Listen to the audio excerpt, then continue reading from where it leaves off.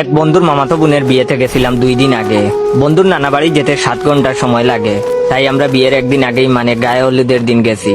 বন্ধুর গার্লফ্রেন্ড আছে, কিন্তু আমি পিওর সিঙ্গেল ছিলাম।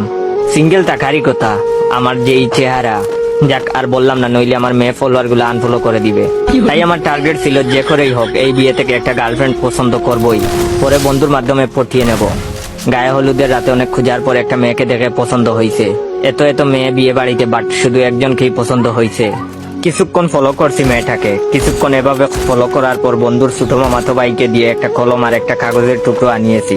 কাগজে আমার নাম আর ফোন নম্বরটা লেখার সুযোগ খুঁজতেছি এই মেয়েটাকে দেওয়ার জন্য, কিন্তু ওই মেয়েটার কাছ থেকে মানুষই যাচ্ছে না।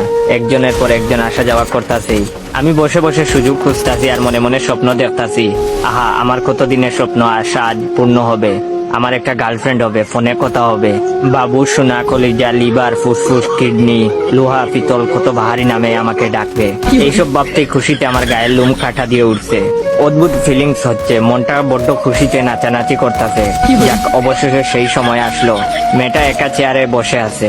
আমি সুযোগ কাজে লাগানোর জন্য মেয়েটার কাছে গেলাম। কাছে যেতেই মেয়েটা জিজ্ঞেস করলো, কিছু বলবেন ভাইয়া? ভাইয়া শব্দটা শুনেই ফিট হওয়ার অবস্থা আমার। এসেছি প্রপোজ করতে, ভাইয়া ডেকে আহত করে ফেলেছে। আমিও ছেড়ে দেওয়ার পাত্র না। কাগজের টুকরোটা হবু গার্লফ্রেন্ডের হাতে দিলাম। হবু গার্লফ্রেন্ড কাগজের টুকরোটা মেলে আমার নাম আর নাম্বারটা দেখে বলে, এটা কি? আমি লাজুক একটা হাসি দিয়ে বলছি, সময় করে কল দিয়েন। হবু গার্লফ্রেন্ড প্রশ্ন করলো, এখানে কিসের জন্য এসেছেন? আমি বলছি, বন্ধুর মামাতো বোনের বিয়েতে এসেছি, আর সেই প্রথম দেখাতেই আপনাকে ভালো লেগে গেছে।